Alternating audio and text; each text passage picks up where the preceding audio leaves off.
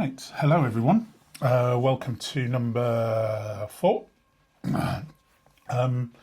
Again, thank you to everybody for subscribing, liking, joining in, doing whatever it is. Always humbling to have people say things about what I do and for people to subscribe. So like, share, comment, share this on any platform you feel. I'm more than happy for that to happen. Anyway, sorry, it's like dishevelled. It's been outside and it was a bit blowy, so I was looking okay, but I'm probably looking a bit scruffy now. So, number 4, I'm going to go over one I've done already, actually. I'm going to go through phrases and sayings with their meanings and origins, and we'll see how it goes. This is actually about my 3rd attempt to do this. I did this yesterday and it was quite successful, went all the way through and then managed to delete the whole flipping lot before I did anything to it, so not very clever. And I think the day before it kept cutting out for some reason, something stopped recording and all the rest of it. Now, I've said before, I'm doing these all in one go. I'm trying not to edit things and cut things out, and I'm doing everything unscripted, and I still have no script. What I have got is notes down below on a piece of paper or a notepad. So if you see me looking down, it's only so I don't give you the incorrect information and I can follow what I'm doing. So phrases and sayings, more than words and phrases, phrases and sayings. So we'll start with the first one, which is butter up, butter somebody up. It's a term used to flatter people. So if you're accused of buttering someone, it means you've flattered them because you're ultimately after something, you want something from them. And where the origin of that's from is from India. It's a customary religious act carried out by devotees of certain religions and certain who follow certain deities, gods, or whatever you want to call them. What they would do is they would throw balls of butter at the deity, the god, the statue, whoever it was that they follow, to gain favour from them. So to get favour or forgiveness. So they would use it in that way. So to butter someone up was to throw balls of butter at them. It's quite an interesting, that one, food-based and from the subcontinent, so not English. A lot of the ones I'm going to do today are based in English history or English law. One of them is actually, or was, a law, which I'll come on to when I get there. The next one is, has the cat got your tongue, or the cat's got his or her tongue? Bit of a gruesome one behind this one. The meaning is that you are unable to communicate, that you can't speak for whatever reason, you've frozen. You just cannot talk at all. So the cat has got your tongue. Now, the first origin of this I actually already knew, which is the British Navy, or the British, certainly the British Navy back in the day when they had the tall ships, etc., etc. Punishments were quite brutal, and one of their punishments was what was known as a cat of 9 tails, which was a stubby-handled whip with 9 fronds coming off it, usually of leather, tied at the end with a knot, or maybe even something slightly more sinister, or bits of string with knots in the end. So there were 9 of them. It's called a cat of 9 tails. And when you got a lick of the cat, and that's where that phrase comes from. So if somebody says they've had a lick of the cat, it means the cat has been used against them. The cat of 9 tails, has been used on them. So the cat of 9 tails. And so after you had received your punishment of the number of lashes that you were being punished with, you were said to be, the cat had got your tongue because you were in so much pain you couldn't actually speak. So that's pretty gruesome. The next one, the next potential origin of has the cat got your tongue, or the cat's got his or her tongue, is from ancient Egypt, where blasphemers or liars had their tongues cut out and they fed the tongues to the cats. And as you possibly all know, that in Egyptian mythology, cats were highly revered. You look at the Sphinx is a giant cat, and they had cat gods, and they certainly were very that cats were sacred, so to feed the cat somebody's tongue, so they'd cut somebody's tongue off and throw it to the cat. So two pretty grim ones. The next one is barking up the wrong tree. The meaning of that one is generally used to mean that you're following the wrong course of action. You're pursuing. You're trying to get information from the wrong source, as it were. So, if I was looking to get information from one person, they know nothing about it, I'd be barking up the wrong tree. And where this comes from, again, English, hunting. Dogs were used to hunt game and animals, etc., and they would chase these creatures, and some of them would run up trees. Foxes will climb trees. Anything will climb a tree, I suppose, to get away from being attacked by dogs. So the dogs would then follow the scent to the tree. However, the prey might have already jumped from one tree to another and escaped, or maybe made a big jump across, so they've lost the trail and they're barking up the wrong tree because what they're actually after has long gone. So that's barking up the wrong tree. The next one is one of my favourites, actually, and it involves a quote from a very great Englishman of the day. Admiral Horatio Lord Nelson, actually, who comes into this one. So the phrase is to turn a blind eye, the meaning of which means that you overlook somebody's misdemeanour. So if somebody's been naughty or done something wrong, you then don't punish them for it. You just turn the other way and you look away from what they're doing and you ignore it. So that's turning a blind eye. It might be as simple as seeing somebody pinching a biscuit from a biscuit tin, but you turn a blind eye because what's the consequence of that? But there are more obviously serious consequences. And where it comes from is Horatio himself was planning to attack a fleet of Danish ships, and the message came across the semaphore or lights, whatever it was they used at the time, more than likely semaphore, use of flags, and it came across as do not attack the Danish fleet, leave the Danish fleet alone, as they felt that it wasn't going to be beneficial, that they wouldn't win. Nelson held up, so somebody relayed this message to him. He held his telescope up to his bad eye, because he was blind in one eye already.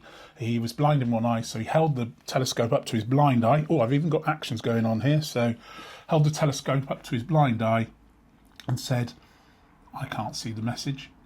I can't see that message, and carried on with the attack and was actually successful and attacked the Danish fleet and won.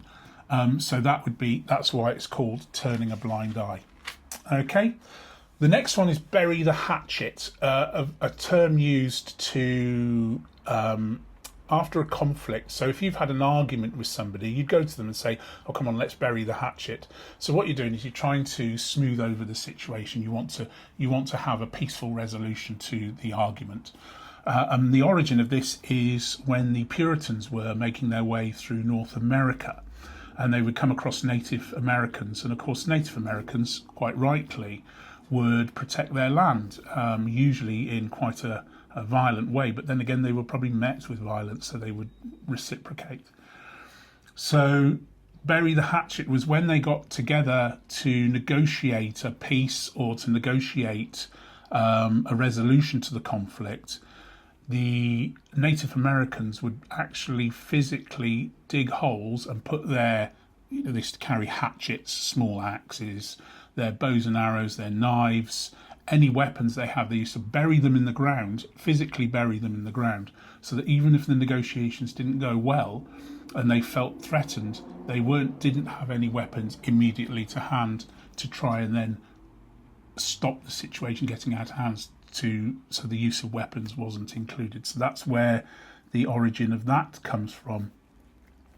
The next one is caught red-handed. Again, most of these phrases are quite well known, fairly commonly used, but to be caught red-handed, its meaning at the moment means to be caught doing something wrong. So that person I was talking earlier about turning a blind eye to somebody taking a cookie out of the cookie jar what being caught red-handed is actually being caught with your hand in the cookie jar and the cookie in your hand. So you've been caught doing something wrong, so you're caught red-handed. Now the origin of this is, again, Old English, and this was one I talked about earlier, or mentioned earlier, which was a law. Now the law stated that if you owned your own livestock, animals, whatever it was, game, you could butcher it. You were allowed to butcher it yourself. Which is absolutely fine. However, what you couldn't do is you couldn't butcher anybody else's animals. So that if you went onto somebody else's land, killed and slaughtered something of theirs and butchered it, then you were breaking the law. They couldn't come onto your land and do the same thing. So you could butcher your own animals, but you couldn't butcher anybody else's. However, for the law, for you to be actually prosecuted under the law, you had to be caught with the animal's blood on your hands. So you had to be caught red-handed. So that's where that phrase comes from, or that saying, whatever you want to call it. Okay, so the next one is to give the cold shoulder, or giving someone cold shoulder, which means to ignore someone, or to not even talk to them, or to bypass them. I mean, if I take a very recent events in our history, Andrew Mountbatten Windsor has certainly been given the cold shoulder by the rest of the family, and by most normal people, I would have thought. So he would be getting the cold shoulder. Where this originates from is the early 1800s in the UK, where if a guest was welcome at a place, be it an inn, a pub, a private residence, if they were a welcome visitor, they would be offered hot food, whatever it was. They would be given a plate of hot food. The other one, the unwelcome guest, or the person who was not really welcome, would be given cold meat. So cold ham, cold pork, cold lamb or mutton, or cold beef, and usually from the shoulder, which is, usually a tougher meat. So they'd be given cold, tough meat to eat, which should have given them the heads up that they weren't really very welcome. Okay. Next one is, again, one I was very aware of, and I've known this one for a very long time, and if anybody else knows it, or hears it, or when I say it, knows it, I apologise, but it's going the whole 9 yards is the next one. And going the whole 9 yards, the meaning of that is to say you've done your absolute best. You couldn't have done any better. You've gone above and beyond. You've pushed yourself, and you've gone the whole 9 yards. Now, the origin of this, and apologies again if anybody does know this, comes from World War II pilots, fighter pilots. So your Hurricanes and your Spitfires and gunners were given 9 yards of ammunition. 9 yards, that's a lot of ammunition. So if they came back from a recce or a sortie or a battle and they used up the whole 9 yards, it meant that they had to use all of their ability, all of their ammunition, because the situation deemed it. So they had gone, they'd used everything up and they had nothing left. So they'd used up all their ammunition. So that's using the whole 9 yards. Now the next one, I actually really like the origin of this one. It's one of those ones that you could almost see it being not true, but you want it to be true because it's quite an interesting little story. And actually, the guy who is remembered for it, as in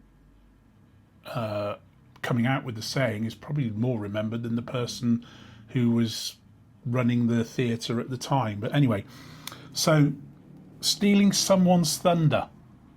So stealing someone's thunder, the meaning of which is to take away from somebody the spotlight, to take the spotlight off somebody, or to take away their excitement at something. So if, say, somebody wanted to walk into the room to announce their wedding, or they were getting married, and it was news to the family or to their friends, and somebody knew they were going to do that, and literally just before they came into the room they said, "Oh, did you know I did this?" And they make themselves the centre of attention, taking the thunder away from the other person. So when they come in, it's almost a bit of a, oh, well, somebody else is, or even telling somebody else the information beforehand. So you're taking away their thunder.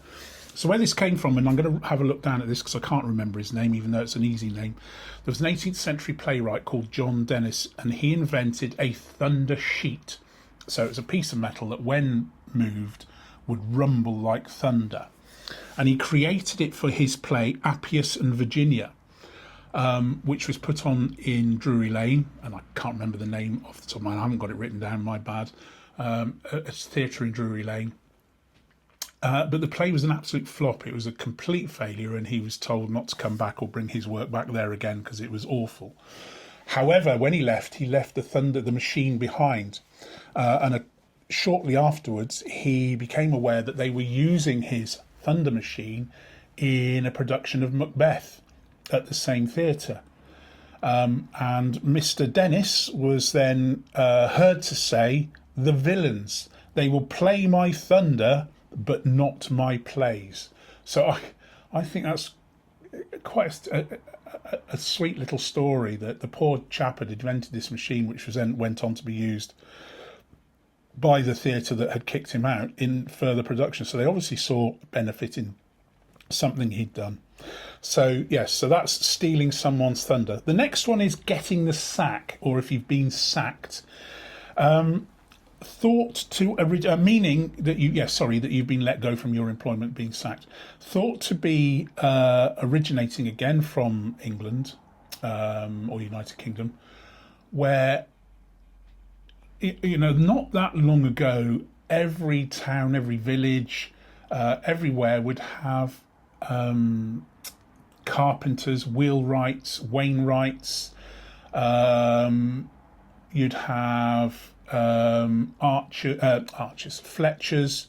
You'd have coopers, people making bows and arrows, fletchers, people making barrels, coopers. So you'd have all of these artisans, all these people who were craftsmen, and if they were employed by somebody, and it also went on to things like when we went into the Industrial Revolution, you had big not warehouses, you had big industrial units with lots of people working in there. They had their own tools. They were given an empty sack, which meant you got to get rid of all your stuff. So put all of your stuff in the empty sack and leave. So that is getting the sack, or being sacked. And I think you kind of see it in the modern world as well. You see in TV programs and films, and even in real life, people will go to their desk with a box, and they'll fill their box up, and they will walk out with their stuff. I suppose if it happened back when it first came out, it'll be you were being boxed. You were getting the box rather than getting the sack, but it's a similar thing. I don't see many people walking around with sacks. Okay, so the next one I want to go on to is flash in the pan. So flash in the pan is something that happens very suddenly, very quickly. It's quite spectacular, but then nothing else happens. It's kind of a bit of a letdown. So if something makes a load of noise, a firework went up making a lot of noise, but that went boop at the end. It's a bit of a flash in the pan. Now this comes from the olden days when we used to use muskets, the old muskets for firing, for shooting, for in warfare, in battles. Sorry, again, I'm giving little demonstrations there. Muskets had a single ball which was put down into the barrel with a charge behind it, wadding in it to hold it in place, but a charge behind it. And on top there was a plate, and there was a flint on a hammer, so the flint would go down and strike, and there would be a small charge of gunpowder on the plate, and the flint would strike, setting fire to the gunpowder in the plate, which would then go on down into the main charge and set it off. However, if there wasn't quite enough gunpowder there, or there was a blockage, you get poof there, but nothing more, nothing happens. So that was a flash in the pan. I called it a plate, but it was the pan where the gunpowder was. Okay, so nothing happened. So they pulled the trigger, but there was no bang. There was a fizz, but no bang. There was no musket coming out, no musket ball coming out at the other end. Okay, the last one I'm going to first one. The last one I'm going to go on to is straight from the horse's mouth. Now, used to in the gambling and betting circles, it's if you say, "Oh, I got it straight from the horse's mouth," you got it from a trusted and reliable source, and it's almost like it's a guaranteed winner. So straight from the horse's mouth, it's a guaranteed winner. That's kind of where it comes from. However, the origin, it was started out as a joke, as in, how do you know that? Well, a horse told me. So you got it straight from the horse's mouth. However, obviously horses can't talk, but there is some truth in that. A horse, the condition of a horse, the age of a horse can be clearly seen by, sorry, I thought it stopped recording then, my apologies, can clearly see its teeth. So they'd open the horse's mouth and check the teeth of the horse to know its age for one thing, but the condition it was in. So that's kind of where it comes from, straight from the horse's mouth. So the information you get about the horse itself, so if they say they're running as a 2-year-old and they look in its mouth and there's something wrong with its teeth, then they'll know that it's a lot older or possibly even younger. So that's where that phrase comes from. Okay, good. I think I've covered all of them there. I'll quickly go back, turning a blind eye, yes, getting the sack, flashing the pan. Good, that's everything. Hopefully this all works out. Thank you all again for tuning in and listening. I will upload this shortly. But yeah, I would just like to thank everybody for doing for listening. And say, if you can share it. What I would like is if some of you guys could give me topics that maybe you want me to talk about, or things you'd like me to look into, or maybe a phrase or a saying that you come up with. I think next time I'm going to cover something a little bit more close to home, something more that I'm much more happy, well, not happy, I'm happy to do all of this, but something I really see, it'll either be rugby or cycling or cooking, something like that. One of my real passions. Anyway, again, thank you all for listening, and I'll see you all again soon.